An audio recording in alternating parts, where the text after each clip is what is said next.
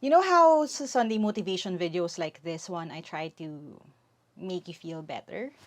I think this is going to be a bit different from the others.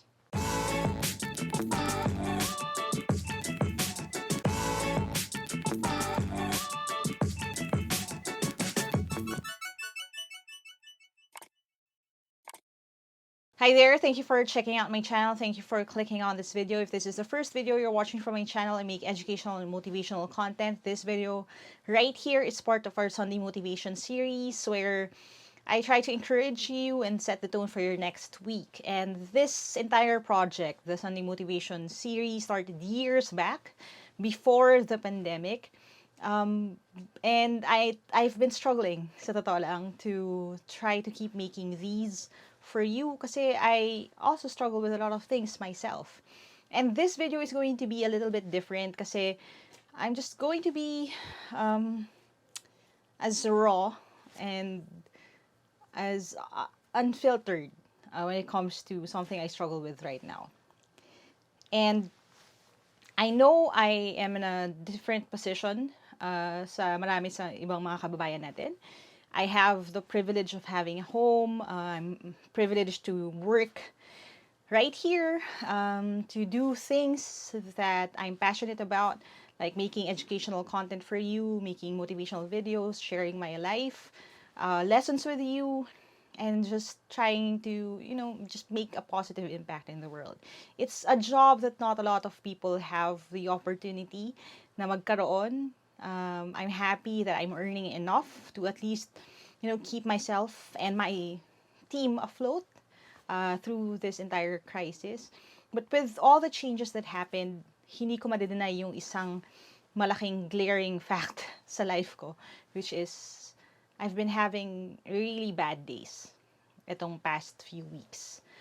And a lot of you may know this about me, but I do live with dysthymia. I struggled with bouts of depression before. And my mood is something that I try to regulate as much as possible. When it comes to choosing the movies that I watch, choosing ano pa yung pagkain na kakainin ko even.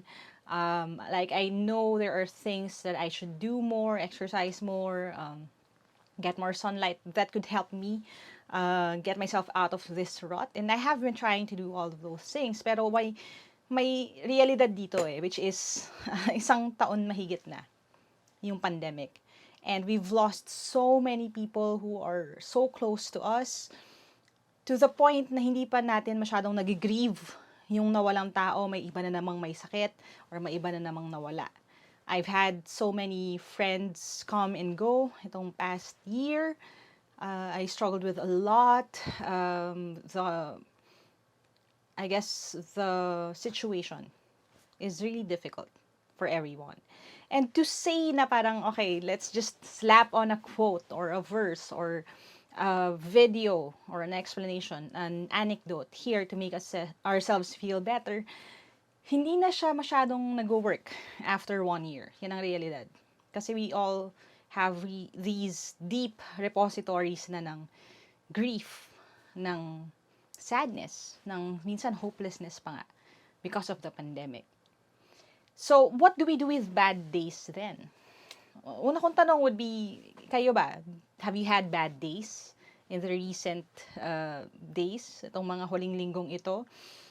Nagising na ba kayo na sobrang walang motivation, sobrang walang gana, sobrang malungkot lang? Like, there's just this cloud ng kalungkutan. Now, if that happened sa inyo, first thing na gusto kong i-explain is that having bad days doesn't make you a bad person. And I want to stress that kasi a lot of people think na, okay, if I'm comfortable, if kumpleto yung pamilya ko, if maayos yung sitwasyon ko, wala akong karapatan malungkot. Mali kasi yung idea na yun Lahat tayo, meron tayong bad days. And kung makakaramdam ka ng ganito, that just means you're normal. You're a regular person. This is not punishment. This is not because you are doing things wrong exactly. It's just a bad day. There are just gloomy days sa buong lifetime natin. It doesn't make you a bad person. Okay? Now, if you think na, okay, Maybe this is punishment for something I didn't do.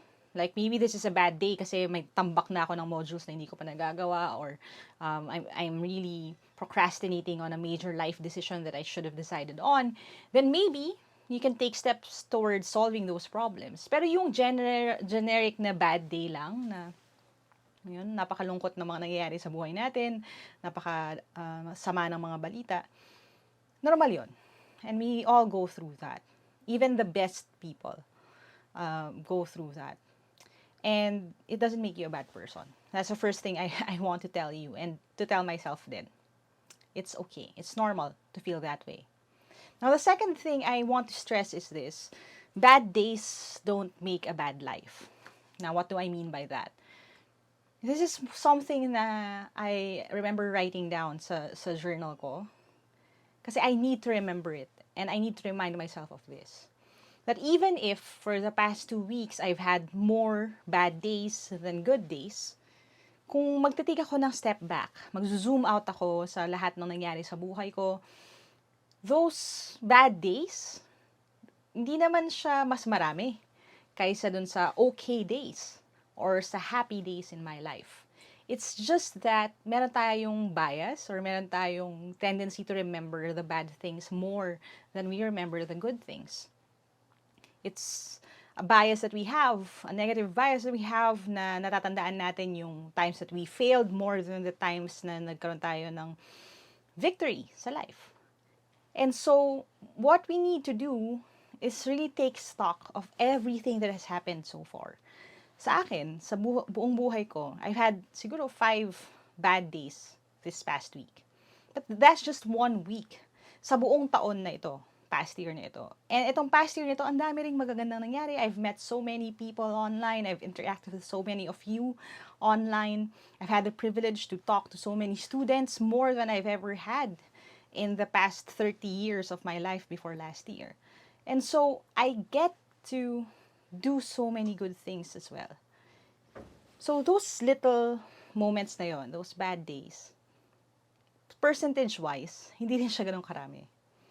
And the fact that I'm still here, the fact that we're still alive, ibig sabihin nun, hindi pa to ang katapusan. So again, bad days don't make a bad life. This is just part of the entire thing. Which leads us kind of dun sa last na point that I want to share to you, which is, bad days, they don't make you a bad person, they don't make a bad life, your life a bad life, but bad days just mean that there were better days before. You've had better days in your past. And that possibly you could have better days in the future. Now, let's take it apart muna. Yung first part muna tayo. Bad days mean that you've had better days in the past. Now, bakit ganon? Kasi tayong mga human beings, we like comparing things, which is actually why we call days bad days. Hindi tayo magaling sa pag-define ng isang bagay na hindi natin ito kinukumpara dun sa kanyang opposite. You know how you would ask people sometimes na, ano ibig sabihin ng maganda? Ang sasabihin nila, hindi pangit. Ganon tayo eh. Normal sa atin lahat yan. So the fact that we can call, for example, today a bad day, just means that you've had a day before that was different from this, and that day was better. Now, ano ibig sabihin nun? Kung meron akong bad day ngayon, I still need to be grateful, or I still can be grateful for the better days I've had before. Kasi kung masasabi kong bad day ito, ang ibig sabihin nun, may magaganda na akong naranasan before. Pwede natin balikan yun. I've had days na parang lahat nag-work out for me. Like an example, a very mababaw na example that comes to mind right now is noong nag-team building yung kapatid ko, tsaka yung company nila sa Enchanted Kingdom. Sinama nila ako dun sa team building na yon. So, hi sa mga tiga-conduent. And naglaro kami ng games, sumakay kami ng rides. And I remember dun sa moment na yon, it wasn't my first time sa EK, no? Pero that day, I don't know why, pero lahat halos ng mga nilaro naming games, we were winning. I even won dun sa ring toss yata na game na yon. Sobrang hirap manalo dun sa game na yon. Tapos meron kaming malalaking mga stuffed toys. Like, that day, I don't know why, everything was just working out. I would play a game, I would win. Nag-basketball kami, we still won. Like all of these days, that day was a good day. And I didn't do anything to deserve that day. I wasn't even working for the company na nagdala dun sa mga empleyado nila doon.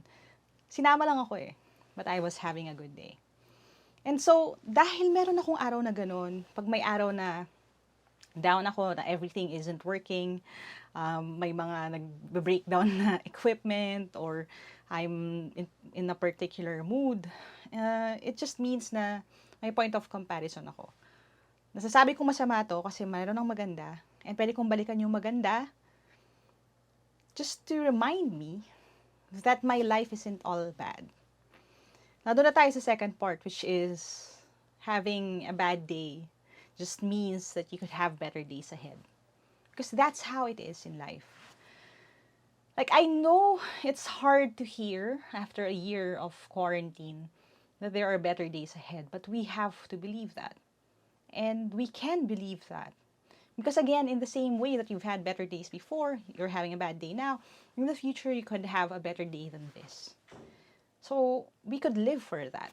We could live for the idea that one day we would get to do more things than we're able to do right now. We can help more people than we are able to right now.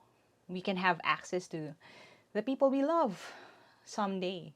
Now, one day we would still, di ba, be a little bit changed and wary, but we will get to hug the people that matter to us again. We would be able to go sa mall without a mask on eventually, di ba? Maybe someday in the future. And that things will be okay. So yeah, maybe it's a bad day today, but malay natin, tomorrow will be better. If hindi tomorrow, maybe the day after tomorrow.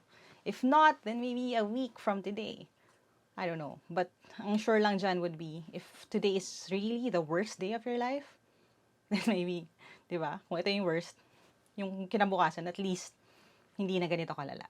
So, why am I sharing this with you? And, wala nga akong outline or wala akong quotable quotes na pwedeng ihatid sa inyo masyado. Wala akong pinlano na, verses I could read off of. I'm sharing this with you kasi I think I need to let you see behind the curtain. It's not because I'm being fake about it, no, sa ibang mga weeks or sa ibang mga videos that I've made. It's just that I felt better before dun sa mga dati kong mga videos. It was me feeling that way. Today is different. Again, these past few weeks have been different.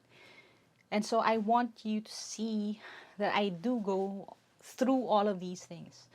I get discouraged, I get demotivated, I get sad, a little bit hopeless about the situation, a little bit desperate for the Filipino people, for everyone around the world. And that it's normal. And that we could still try. We could still try harder. And so, what am I going to do now? Again, I'll just try to remember the things I told you. That, bad days don't make me a bad person. Bad days don't make this a bad life. And bad days just mean that I've had better days before, and I probably will have better days in the future. Yun lang. Gusto ko lang i-share sa inyo. And I hope you believe that. And so, what am I going to do? Just focus on creating more educational content, more helpful content. I'm going to try my best to still be an encouragement to all of you. But one thing I have to make you understand is that life isn't perfect. And we are all hurting in different ways. But that doesn't mean that we can't help each other, even in this point of pain. Sometimes you just need someone to sit with, someone who will admit to being sad in the same time na sad tayo. And this is me sitting with you right now. Thank you for watching. And if you want more content like this, of course, don't forget to subscribe and hit that bell. If you want more Sunday motivation videos, the ones that I shot when I was a little bit more smiley and more upbeat pagdating sa buhay, you can click right here to watch the other videos. But for today, if you feel down, if you feel sad, if you feel demotivated, if you feel hopeless, at the very least, I hope that watching this video makes you feel that you're not alone. Yeah, Haley's now. Yan, alam niya kasi pag medyo sad ako. So, kung naririnig niyo footsteps ngayon, walking and leaning on me. So, Haley, do you want to say hi? Okay. Okay, so this is just me and Haley sending you off on to other things, on to better days. And we'll see you next time. All right? Bye for now.